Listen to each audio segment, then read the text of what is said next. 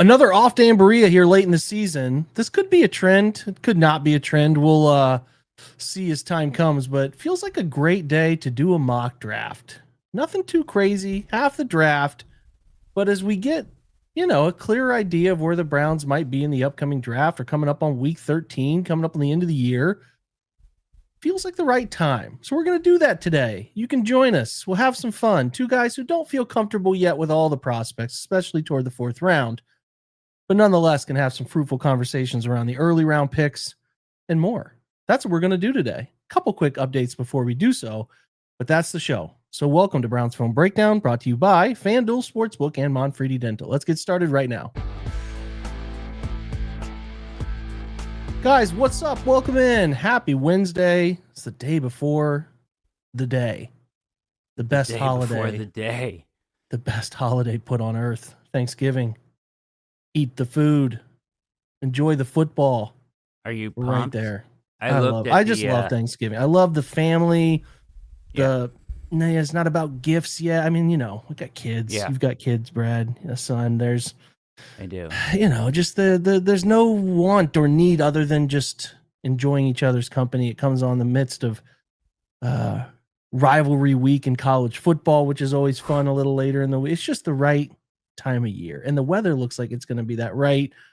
Slightly rainy, but maybe snowy this weekend. It's going to be fun. I'm looking forward to it. Fun. What's up, buddy? How are you? I'm good. I'm excited for that. I'm going to my brother's for go. Thanksgiving because they recently moved back into the area. So we're just going up there to North Royalton area for Thanksgiving, which is fine. It's like a 35-minute drive from here, which is easy there, easy home. We eat early afternoon. I think most sane families are eating early. If you're eating late on Thanksgiving and it's not like you're going from one family to the other. That's a choice. Yep. So, yeah. Like I would say there's also I was going to say there's probably going to be no pod tomorrow on Thanksgiving Day. Just a heads up for everybody.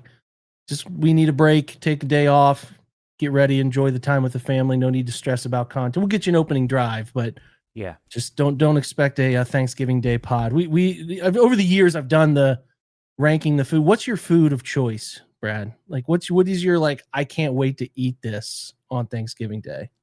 Well, here's a hot take. I'm not a big turkey guy. I feel like that's a growing opinion. I feel like I've gotten away from turkey unless it's deep fried. If it's deep fried, it's got some really good taste to it. Yeah. But I'm with you. A ham guy. And this year, my brother, who is also not, he'll do the turkey, but he's going to do pulled pork too. Love it. Which I think is a good choice. Great. Yeah. It is. A lot of people like to go with the seafood too now. Have you been hearing this? People that go lobster and Italian. I've not seen this trend. That's okay. Crazy.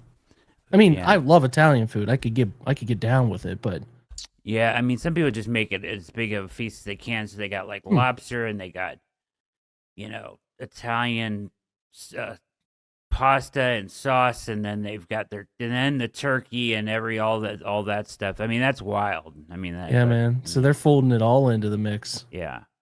I heard somebody talking about that somewhere today, even. But yeah, so no, but I think I don't like green beans, but green bean casserole. Ugh. Yeah.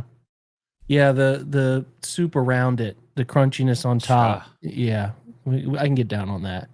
Definitely. I'm just a mashed potatoes guy, man. Just love, and I'm talking the well-made, peel them, the traditional mashed potatoes that you don't really get that often anymore. Most people are making instant versions and stuff like that, just because of simplicity and time and all that. When you get my mom's, you got to time it all up, peeling those suckers and mashing them and stuff. That's the good stuff, man. That's the good stuff. So get the right gravy with them. That's it. That's the spot. Yeah. That's the spot. So hey, I want to ask you that. What's your favorite one? That's the green bean casserole, and then probably go with the ham, a little turkey just for tradition. But this year I'll go with the pulled pork and pies. What's that? Desserts guy, pie dessert guy, or not really? Pumpkin. Pumpkin. I dig Pumpkin. that. Cool Whip on Yeah, we top. make a homemade peanut butter pie. That's Yeah. pretty good.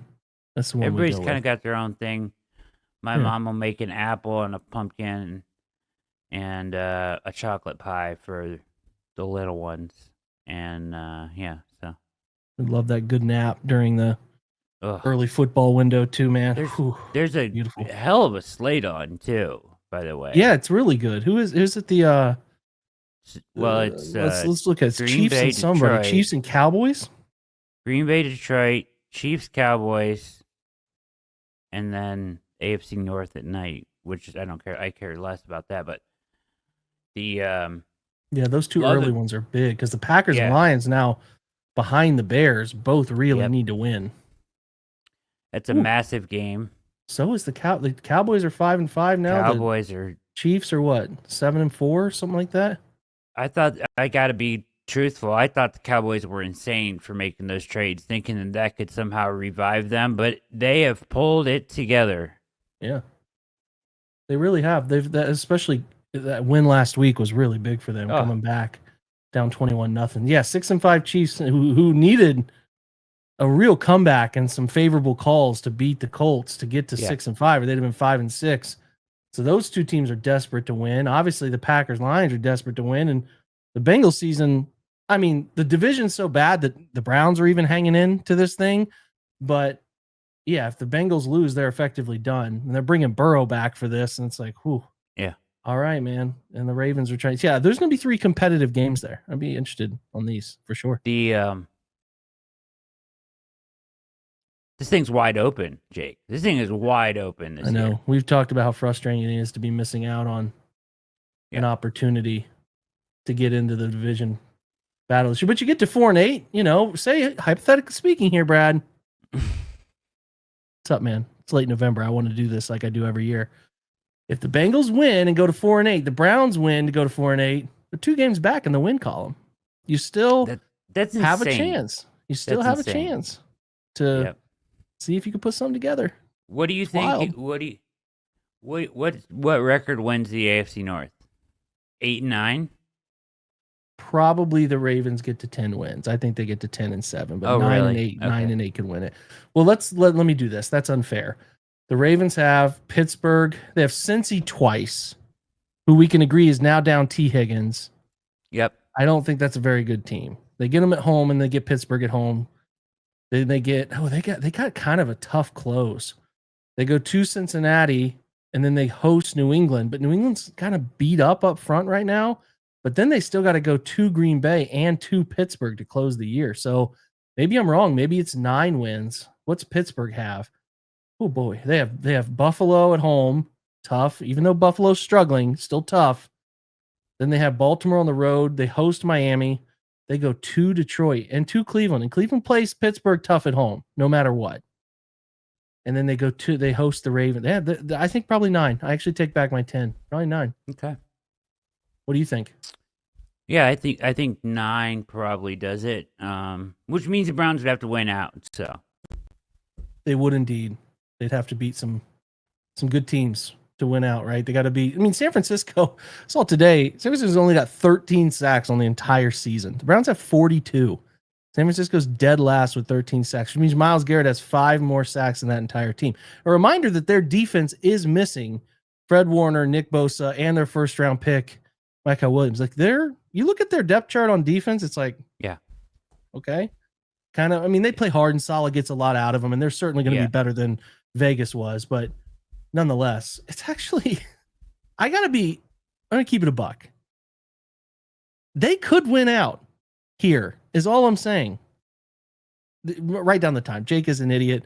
I'm just saying, if you think about this success, if Shador is respectable here, and say with the offense we felt was trending in a good direction, they've consistently on defense handled San Francisco well with Schwartz. Yes. Right. And that goes beyond just the Browns. Yeah. Then you get a bad Titans team. Then I think you got a road trip to an overrated Bears team, in my opinion. Yeah. I think they're a little overrated. They are. And then you host Buffalo's obviously very good. but they're not very good. They haven't been very good for a They while. They're haven't not been playing good good. lately at all. They're not at all. And then you get them at home, and then you get Pittsburgh at Yep. home, and then you go Yep. to Cincy when the season could be completely over, and it's just a toss up at that. I'm just saying, At that point, if you are a believer, at that point you're rolling. I I'm mean, just saying, if you you're a could be believer, feeling that it. schedule at the end of the year is not.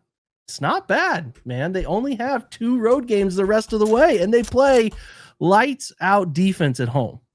They do. That's it, Brad.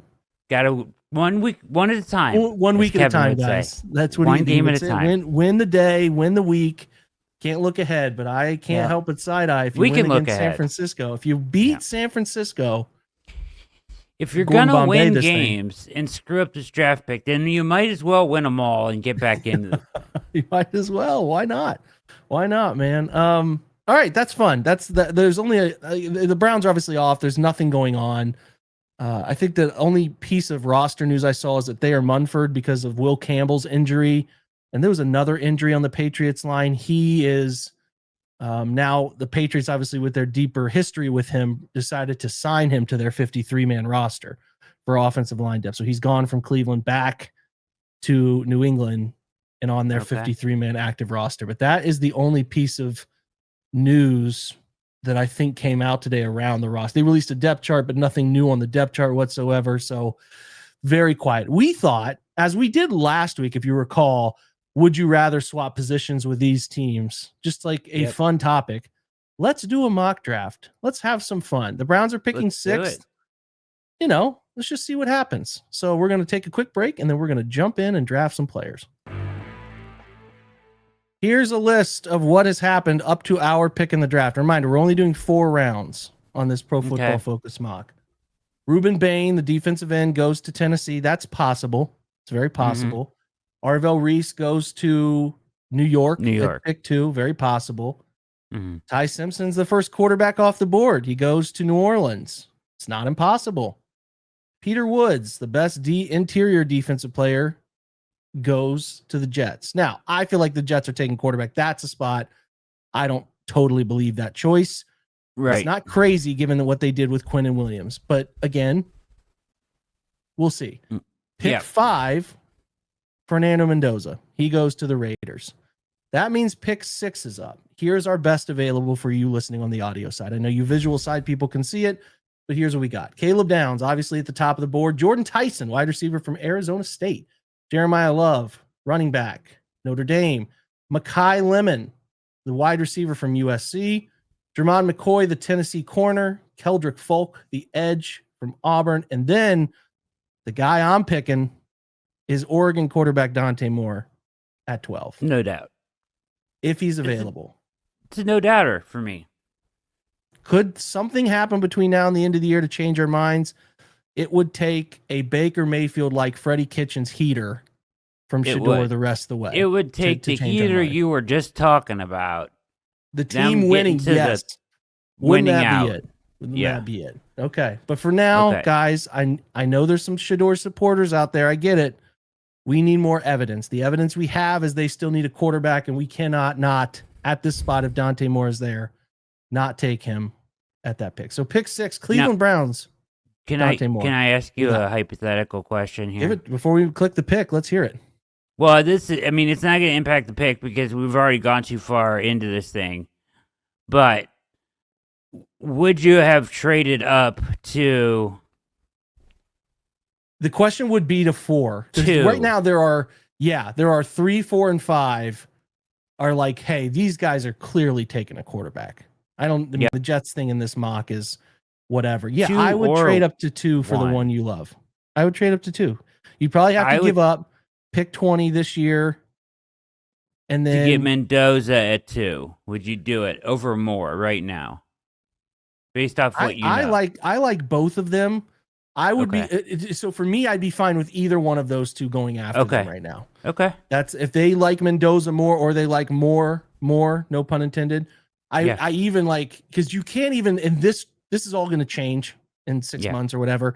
But if the 3 teams in front of you are going to take a quarterback, you can't sit there and say, Oh Well, well. we'll just see if who the Saints take, and then we'll try with the Jets. No, they're all going to take a quarterback.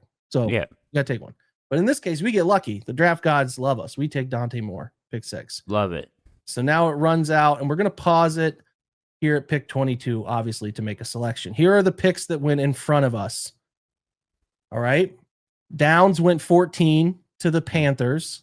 Jermon McCoy, the corner from Tennessee, went 15 to KC.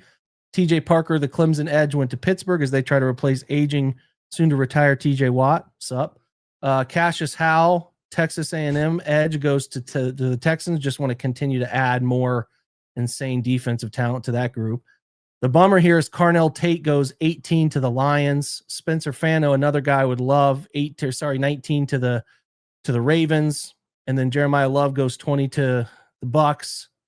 And then Avion Terrell, brother of AJ Terrell, the Clemson corner, goes to the Bills at 21. So Here's who we have on the top of the yeah. board. David Bailey, the edge from Texas Tech, who's a good player. Sonny Styles, good player. Linebacker, Denzel Ohio State. Boston. Denzel Boston, very fun. Wide receiver out of Washington. Caden McDonald, he's a dog. One of the 3 guys up for the Interior Player of the Year award, college football. Ohio State defensive tackle. And then I did note today, really this evening here on Tuesday night, that the Browns are one of, I can't say they're one of, there's a guy who tracks visits for college games from pro scouting departments. The Browns have gone to 6 Penn State games. Why? 6 of them. Tell I me mean, I would why. imagine some of them were at the beginning of the year for Aller or something of the like. He played in quite a few games. They also had Oregon come to, Penn State. So that's like a double dip scenario because they've gone to Oregon 3 times. There's some others here. Let me share those visits with you guys real quick. Looks like the Browns have gone to Penn State 6 times, 3 times to Clemson, Pitt, Michigan, Nebraska, Oregon, Utah, and Missouri. So Utah makes sense. Sure does. Is Fano gone at this point? Yes, he went pick 19. Okay, and who's the next best tackle? Proctor? Well, Caleb Lomu's a guy people like. Proctor's a guy people like. The Alabama kid, he's still available. KC Concepcion, very good wide receiver out of A&M. Denzel Boston, Washington wide receiver we talked about earlier, still available. I'm looking tackle, wide receiver, one or the other. Right? Yeah, it is 100%. I mean, you got to draft offense, you got to draft those 2 positions. Yeah. So if I'm picking, it's probably either Concepcion or Lomu for me. Okay. Are the 2 that I like from those groups. I mean, there's others. I mean, Boston would be fine. I think some people really like him. Yeah. You can't go wrong there. There's quite a few that I like that are available here. Proctor's size is concerning to me, and I don't like to do this, but the trend on Alabama tackles is really rough. I really hate doing that, but that's like a real thing that we're seeing here. These guys are just not translating to the NFL. Someday somebody will. Can't keep going this way, but you think Concepcion is better than Burke? He's 5'11", or Boston. I mean, Boston's got the body type I think they're probably most interested in. More of the winning body type stuff. For sure. Chris Bell is interesting there at pick 45. I like him a lot. If you wanted to wait until, hey man, let's get the tackle now and let's get a pick 38. Let's look at wide receiver. But also Loma, there's interesting tackles available. I think, let me put it this way. I think there are more interesting wide receivers than tackle later, but I think the wide receiver talent at this spot is better. Like Denzel Boston is a higher end wide receiver to me. But I also Concepcion I think is like the consensus big board has, which is a different database. The NFL mock draft database has Lomu at 22, Denzel Boston at 25, Concepcion is at 33. And I think they have Proctor pretty high. Yeah, they have Caden Proctor at 16. So obviously their list is different than what PFF does with their grading. So you think that the high-end talent at wide receiver is better here than at tackle? I do. But I trust it a little bit more. Yeah, okay. then I mean, I think that's the move. Then, as long as you think there's gonna be a tackle around to get in the high second round, that's worth Yeah, its salt. that's a minimum an interesting player, right? That you think you could In get something out of. reality, the Browns probably looking to trade down a couple here. Yeah, it's certainly possible. The Bears at pick 26 are in this fun little exhibit. It's Mm. possible. I mean, the Bears would give us 26 for 22. Um, maybe we're tacking on for let's see if they I want to guess they pick don't need 50. any more mid-round picks at all. Yeah. So Yeah, I feel like if they like a player here, they're just going to you take a take guy. Let's them. just take Boston for the sake of Let's do it. this and attacking a wide receiver. I We'll love do it. that. Get the All right, big so we body get wide receiver. Change. You got to change Denzel that room Boston. right now. Indeed. Now, up next at 38. Let's go. So Lomu's still available. I would just take him. I mean, I think he's going to end up Done going in the deal. first round. There's also two others that people like. Caleb Tiernan, Northwestern. Interesting player. And Blake Miller at Clemson. Also a very interesting player in the tackle What position. pick But does I this mean, end up being? 30 what? 38 in this run through. So, I mean, Lomus probably won't be there in reality, right? But in this case, Yeah, you could get a dunker, Jennings dunker here. You could get a tackle like Tiernan, maybe Blake Miller. This is a spot. Carter Smith has had an unbelievable year. Only okay. 5 hurries allowed all year. Wow. The Indiana kid. Trevor Goodsby's an interesting target. So, yeah, I mean, Lomu's a good pick here. Lomu would be a good pick in the mid 20s too. So, they have him they have him a little lower here. They got him. He's not grading as highly for them, but I like the tools, man. I like the tools. We'll take Lomu at that spot. Yeah. So we're going to be up again at pick 70, I think, is the spot that round 3, pick 70. Okay. All right. So in this scenario, I think again we're looking in the world of like same. If Blake Miller is available, I would take another tackle. I mean, let's look at the interior guys. Interior. Also wide receiver still on my board. Yeah, I mean, like Isaiah World is still available. The kid who transferred to Nevada, I think he was in Nevada and transferred out there. Carter Smith. But I mean, if Blake Miller is still there at 70, needing to rebuild all the things that they're rebuilding, you're pulling the trigger. I'm just going to take him. I mean, they have visited Penn State a lot. They may like Drew Shelton a little bit, but I'm just going to take Miller if I'm there. I mean, that's just me. They need multiple swings at tackle, man. Great value. Yeah. All right. Well, we're rewriting the offense. 2 tackles in your top 4 picks, a wide receiver and a quarterback. That's like heaven. That's perfect. Pick 100. I get 106. Excuse me. I get a little like, hey man, Justin Jolly is a fun tight end. Like a second tight end with Phantom for the future. Kind of interested in it. This Jacob Rodriguez has been an unbelievable linebacker. I'm not drafting him, but he's been unbelievable this year. And then it comes into like, are you looking to move a guy inside? Do you want to take like a slot corner or another corner for more depth there? There's a lot of interesting routes that you could go here with this spot. Just kind of scrolling through here. I'm not going to really throw too many because you starting to get outside the top 100. Yeah. I mean, like, again, Jolly would be interesting to me. I mean, it's just kind of looking at where some guys like Isaiah World. Deion Burke. What do you think of him? Antonio Williams. No. Burke is uneven. I mean, there's some things to like about those guys. I think of like if wide receiver, you get into this spot is like, let me see what wide receivers are available. You're getting similar guys to like what they have, right? That's the problem. Somewhat, I think so. Yeah. I mean, like Nick Harper's going to go back. He's a burner, but he's going to go back. I mean, I'm not too impressed with what's left at receiver. Yeah. Eric Singleton, who went 99 to the Eagles, is fun. Trying to look at just receivers who have gone in this mock draft. Skylar Bell, the Connecticut kid, who's having a great year. He's up for the Biletnikoff. He went pick 81. Okay.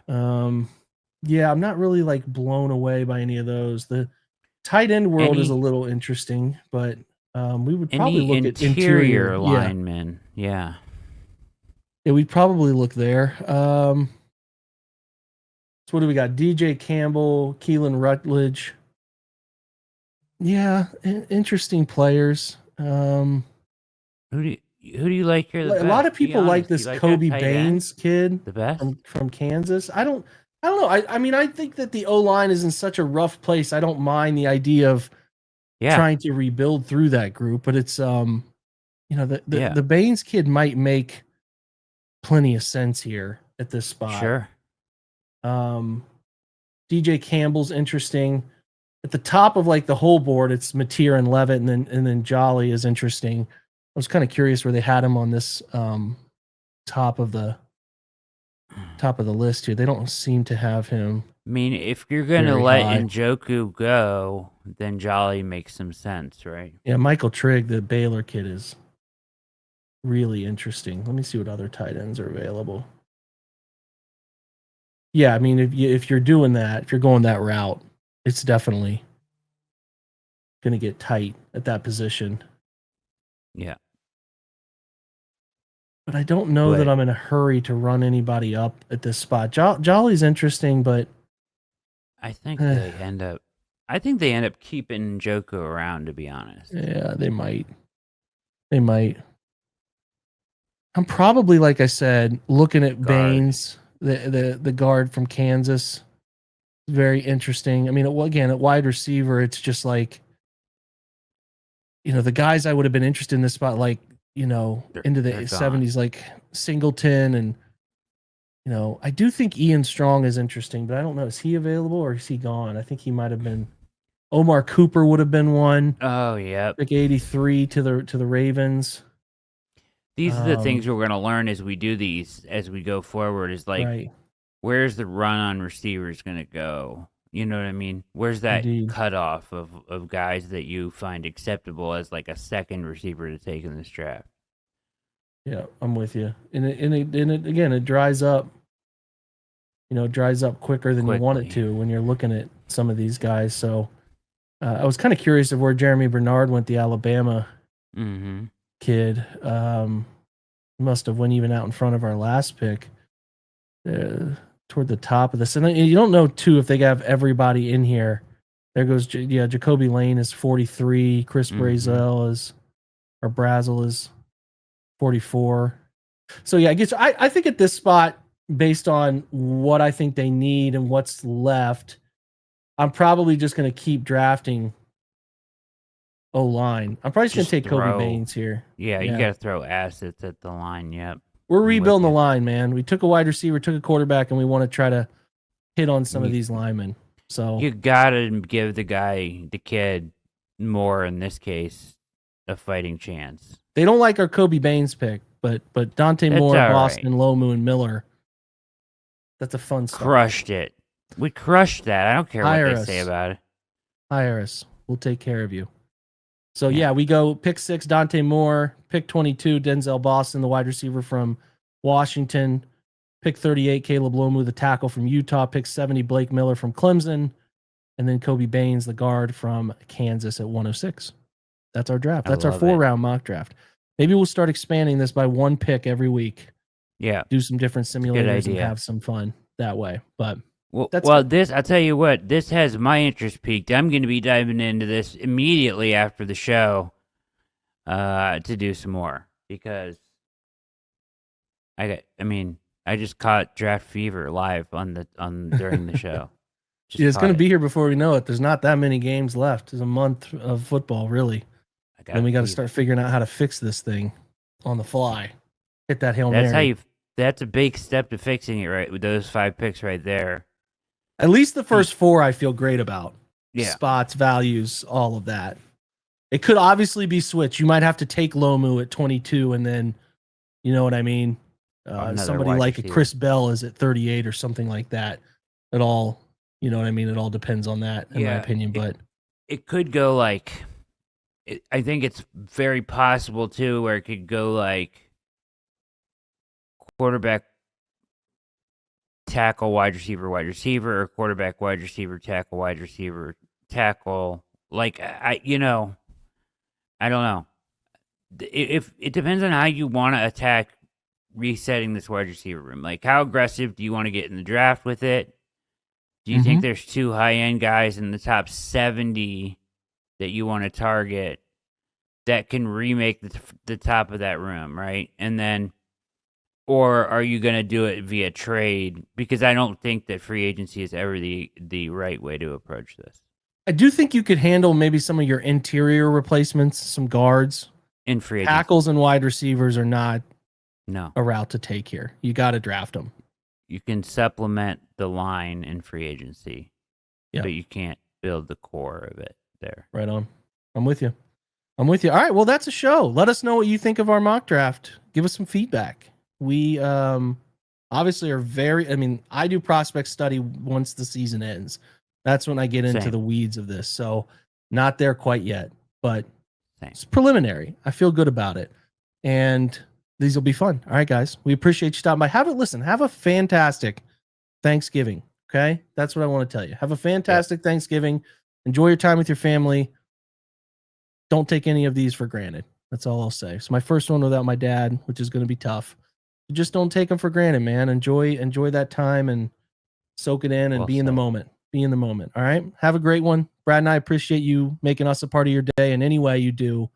And reminder, while you're there, tell someone, crazy uncle in your family about Browns Film Breakdown. Maybe they'll know about it. They'd like to know about it. Yeah. Do it. Yeah. There you go. Guys, have a good one and a safe holiday. Go Browns.